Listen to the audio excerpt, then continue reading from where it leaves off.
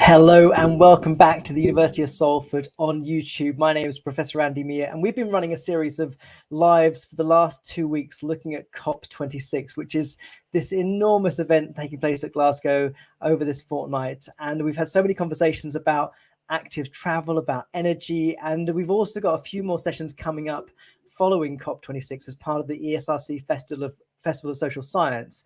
But I'm really delighted today to be joined by a very good colleague of mine in the School of Science, Engineering and Environment, a man who's very much in the public eye with his research. And it's wonderful to have a chance to talk about how that interfaces with the subject of COP26 and climate change. And one of the things that's been particularly wonderful this week has been to talk to people whose area of research is perhaps on the fringes of climate change research, but has so many important angles and dimensions that relate to it. And I think one of the things we've discovered over this period is just how many of our colleagues are engaged with the subject professionally and personally. And with that, I'd love to welcome in Professor Trevor Cox. Hello, Trevor. Hi, Andy.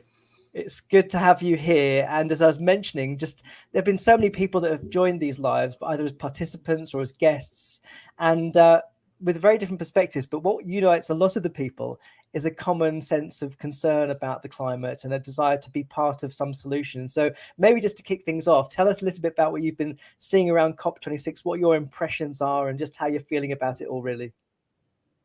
Well, I feel slightly depressed by what's coming out of COP26. Maybe they'll turn it around. I've been very environmentally conscious since a teenager. I've been very environmentally conscious and become even more so as the climate emergency has kind of progressed.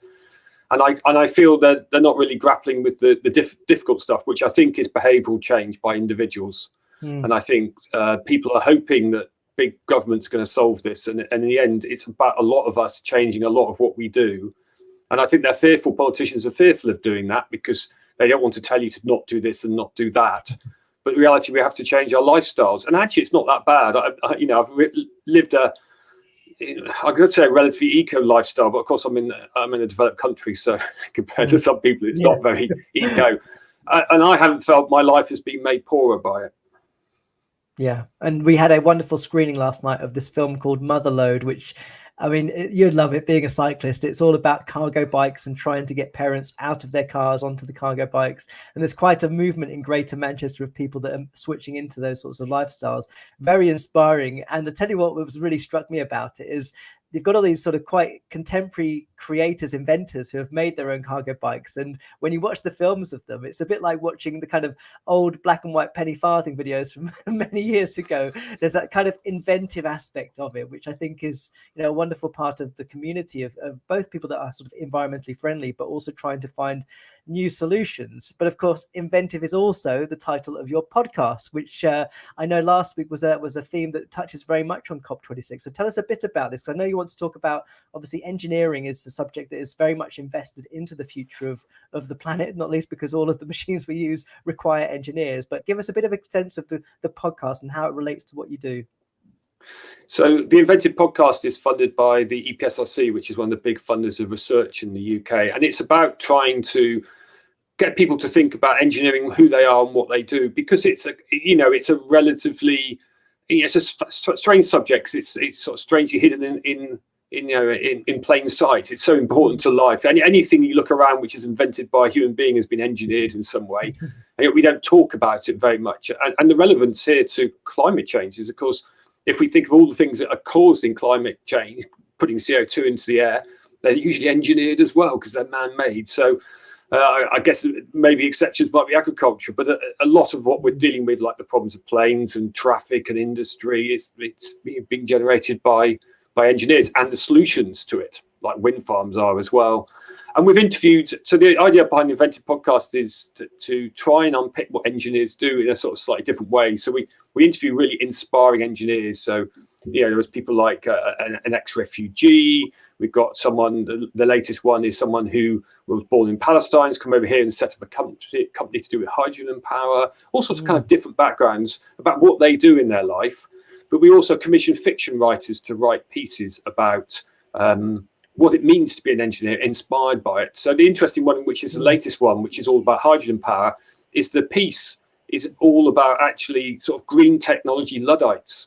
So they're actually going around, like the Luddites, breaking up these green energy generation systems because they don't want them to sort of kind of take over. And they're trying to protect what they're, the old things. So it's really interesting. Our fiction writers explore things in a really interesting way and bringing new angles and new storytelling into engineering.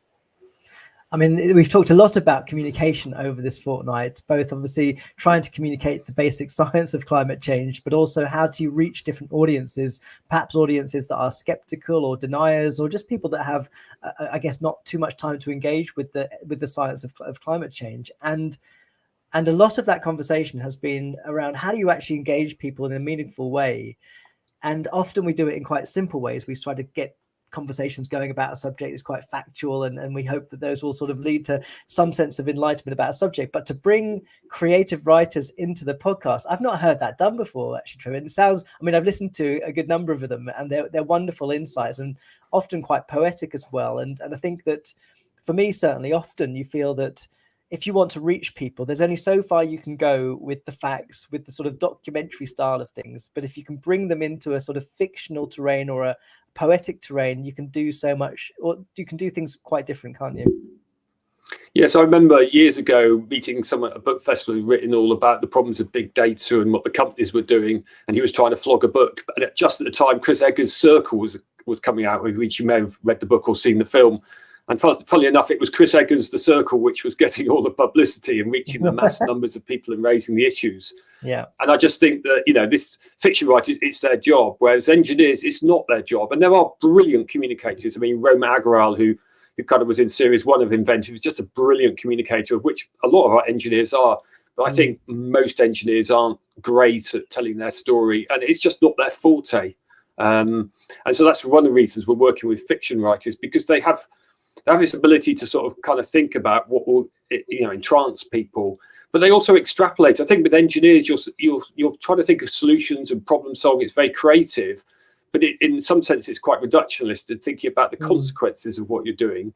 Whereas the fiction writers go on a flight of fantasy and go, if this happened, what could happen? So Roma Agrawal's story was a great story about sort of like a Banksy who made things out of concrete. It's not something Roma would do on her day-to-day life, but it generated a really interesting character. And what would that mean? So they can extrapolate and bring in other storytelling elements, which I think is really nice. Well, we've got tomorrow morning at 9 a.m. a very special session with a number of the project leads in the new festival that's called Unbox, which is launching in 2022, which is a celebration of creativity in the United Kingdom. And we've got one project that is linked to Salford University that they'll be talking about what they're doing. And all of them are sort of connected to sustainability, but engaging people through artistic entities or experiences, I think, can have such a deep layer of impact on people. Sometimes I think with all the best will in the world, people may remember a poem more than they'll remember a newspaper article or something that's perhaps a bit drier with the facts. But it's great to hear that you're doing this. So you're in season 2 with it. So tell us what's the sort of process? Because I think a lot of people would wonder how you sort of get something like this funded, and I guess bringing that team of different expertises together is a crucial part of that. Well, the funder, this research council, EPSRC, put a call out to say they were looking for engineering engagement champions. And I had this idea in the back of my mind that engineering wasn't very good at telling its story. And that brought me to the thought of bringing fiction and fact together, which was the sort of, the nub of the kind of idea. And that was partly, there's no new ideas in science communication sometimes. That's partly an idea which dates back to some work which was done. I was involved in the Manchester Science Festival many years ago, where they did this with science fiction, where they brought scientists and science fiction writers together. And that was obviously vaguely sort of sparked my thoughts, and I came back to it a bit later on. So that was someone else's project, that wasn't mine.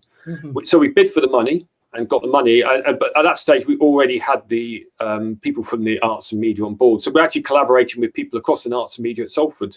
Adam Fowler, his production company, is actually making the podcast for us. Annabeth Robinson is doing the animations for us. She's across in arts and media. So we already had embedded in it from the start that this was a collaboration between people coming from a radio animation side and engineers. And then it was a question of kind of construction. Casting was really important, getting the right engineers. We had a great person do some great research for us to find the people with the right stories. And that's quite difficult, because I think if you take someone like me, my backstory is not not very very unusual, like very straight sort of career role. So trying to find people who came from different angles and came in to engineering different ways was really important. But also, what areas do they work in, and also thinking about diversity of roles was really important in this. So if we went and just picked 10 engineers at random, we'd end up with a lot of white blokes, because that's kind of how the distribution of people is in engineering. So we have to think consciously about sampling a bit differently. So we make sure we pick up people from diverse backgrounds, as well as the sort of middle-aged white bloke that I am. So that was part of it. And then the process is interviewing. So we start off, I'm quite experienced interviewer, but getting a really good interview down with engineers, that's an interesting challenge, because some of them are more communicative than others, which is kind of how I found it working with academics and scientists and engineers in the past. Some are up there and chat very well. I'm sure you do, Andy, on an interview. Some are a bit more stoic and a bit harder to get stuff out of. Yeah. And then from the interview, we then commission the writers to go away and do something with it. And one of the fun things we did, we haven't done in all episodes, was actually getting the engineers to listen back and respond. Now, we haven't always been able to do that because the engineers haven't been available. But it's quite nerve-wracking playing the story back to them and waiting for them and hoping they like it. Because if they don't like it at that point, it's a bit of a disaster. I guess by that point, it's done. It's not like they can speak to the author and say, we need to change this or something, or was that possible? Yeah, I mean, some of the authors interacted with the engineers as they were going along. So, and some of them worked independently. So it varied. One thing we wanted to do, because the whole point of this project is to experiment with storytelling, is we weren't prescriptive with what we wanted out the engineers story from the writers. We let them go where they want. So we've got poetry coming up in the last episode of the series, which must be about 3-4 weeks away. We've had rap, which started off series 2, and then we've had a lot of straight short stories. So we let them play with form as they felt they wanted to play with them. But also how much they interacted with engineers was up to them as well. Some wanted it just to be a starting point and branched away, and some of them spent a lot of time talking to engineers. It varied quite a bit. Well, it seems like such an important piece of work to be completing, especially with my impression of COP26 is we hear a lot of the scientists that are dealing with sort of climate related data, and we hear lots of discussions about that. I don't know that I've heard so much about the engineers' perspectives on sort of construction. We hear obviously about industrial changes and things like that, but do you feel that looking back over sort of the years that you've been an engineer, that there has or is a sort of sea change in how people think about engineering as a practice? Is there a lot more mindfulness about sort of climate issues? How is it looking as a sort of industry or sector for you? Well, two aspects. I think for the public, they still don't. Most of them don't understand what an engineer is and what an engineer does. I'm afraid that hasn't changed during my lifetime. In terms of practice within the engineering community, I've seen a big difference. I worked for an American company for many years, and when I first worked for them, I was quite surprised. There seemed to be no environmental concern at all about what they were doing. Whereas, nowadays I look at what they're doing, it's all about where they're sourcing their energy, what materials they're sourcing, are they recyclable materials, reusable materials, all that kind of stuff. They sort of come in a way, America was a bit behind Europe in that, but you can see changes within companies themselves. I think my worry about companies and their approach to climate change is the number who are greenwashing in their advertising and just doing a lot of offsetting. So it's a zero carbon, small print, they're planting a lot of trees. Well, if we all planted all the trees that were supposed to get us to zero carbon, we wouldn't have any room left on the earth. I mean, it just is. I think one thing, if I was to make one plea to the government to do, would be to outlaw any advertising which makes green credentials and tries to use greenwashing, because it's all sort of fiddling while Rome burns, in my opinion, a lot of it. Well, I mean, I was saying to Marta, our sustainability team member, that a lot of the conference felt a little bit like it was positioning emerging or new companies. It felt a bit like advertising basically for them. And of course, cynically, there's quite a lot of that sort of stuff going on where new companies are trying to position themselves in this new sort of economic sector, really, as new solutions come online. But I think it's a challenge, because I think as an engineer, you would obviously want to make sort of, I guess, creations, inventions or solutions that do make those transformative impacts on society, but you're often then sort of constrained by either what the government is supporting sort of financially in terms of solutions, but also, like you said, the materials that are available. So if you are working in engineering, do you think there is something that you can kind of, is there a sort of, I mean, when we talk about scientists or medics, we talk about sort of ethical commitments we make as researchers. What sort of codes of conduct underpin engineering? Is there sort of ways in which you sort of frame your research through a set of values, or how is it pretty much you kind of go with what you want to do? I think, to be honest, I think for most people it's go with what you want to do unless you have some personal opinion. And I think the ethics is not discussed much. I mean, you could be very blunt and say basic engineering has created man-made global warming. I mean, most of the problems are caused by things that engineers have made at some point. Yes. Beyond possibly agriculture might be something you could excuse us for as not being, although we're getting more and more involved in that.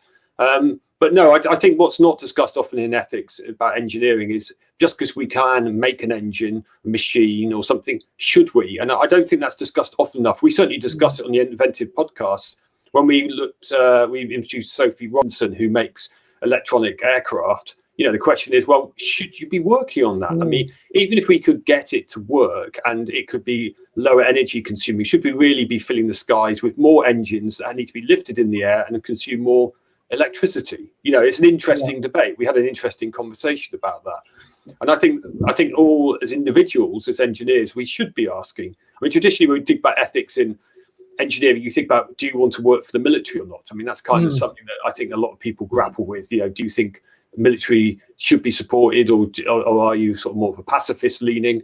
But I actually think you ought to be thinking, well, should I be helping the latest aircraft being generated if it's burning petrochemicals? There's these sort of discussions I don't think people are thinking about often enough, which maybe with the climate emergency people become a bit more aware of and a bit more conscious that there are ethical things to consider about what they do in their day job beyond just maybe the obvious, do I experiment on animals or not, which is kind of traditional sort of kind of things people worry about. Yeah, I think that's absolutely right. And certainly we've seen quite a few discussions over this last fortnight about how we sort of frame curricular teaching through a lens of sort of climate emergency in order to sort of foreground some of those things that really are kind of critical to resolve. And I remember when sort of COVID sort of started up, of course, we saw lots of companies that were involved in manufacturing turn their hand to creating ventilators because, of course, there was a big shortage at the time. And it felt that then, you see, when push comes to shove, we can sort of transform how we work and where we prioritize things. But like you say, how do you design and engineer for a future that is sustainable? That it feels like that needs to be sort of more of a priority, but also just, I guess, thinking about what we do and what our contribution is. I think so much of what we often try to do is find something that is able to respond to some sort of either economic demand or need or some sort of social solution. But actually, like you say, where's it taking us? All these things are taking us potentially in an area of further destruction, and that's not terribly a good direction to go in. Yeah, I think the problem is, I mean, most engineers are working for a job, so they're being paid to do something, and it's keeping the food on the table and the family safe and all that kind of stuff. But the problem is that a lot of what's happening in terms of developments like electric cars are being driven by, there are big companies. They know they can't keep making petrol and diesel cars, so they're going to make electric cars, and that's driving us all to make electric cars.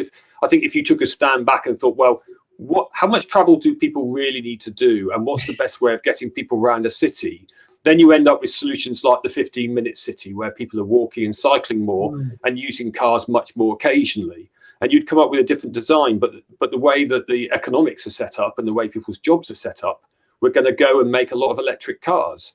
And that's going to burn a lot of resources in making them, which is something which isn't discussed very often, I feel not often enough, and then just fill us with loads of, more and more energy burn because they're really heavy to move around. Yes. I mean, there's lots of solutions out there which are better, but this is the behavioural change problem. It actually requires government to sort of facilitate behavioural change, and I fear, certainly in the UK, they're not interested in that. The government doesn't want to rock the boat. I think you're absolutely right, and we've heard quite a few people say over this fortnight that we often talk about whether there's an absence of knowledge about climate change, and most advisors say, no, we know what's going on, we just need to implement some solutions and respond to it. And a lot of the work is, in fact, just telling people what we already know to be the problem. And it becomes then like you say, a matter of how do you nudge people towards different sorts of lifestyles and encourage the government and all sorts of other agencies to support those transformations. But I think leading by example is a great way to go. So the fact that you cycle to work and living that sort of lifestyle is absolutely inspiring and good to hear. But yeah, so thank you so much for joining us today, Trevor. It's great to hear what you're working on, and I really think the podcast is a really pioneering thing, and it's wonderful to hear what you've done and to have so many people involved. So congratulations on it. Thanks very much, Andy, and good afternoon. Yeah, take care. See you soon. Take care. Bye-bye.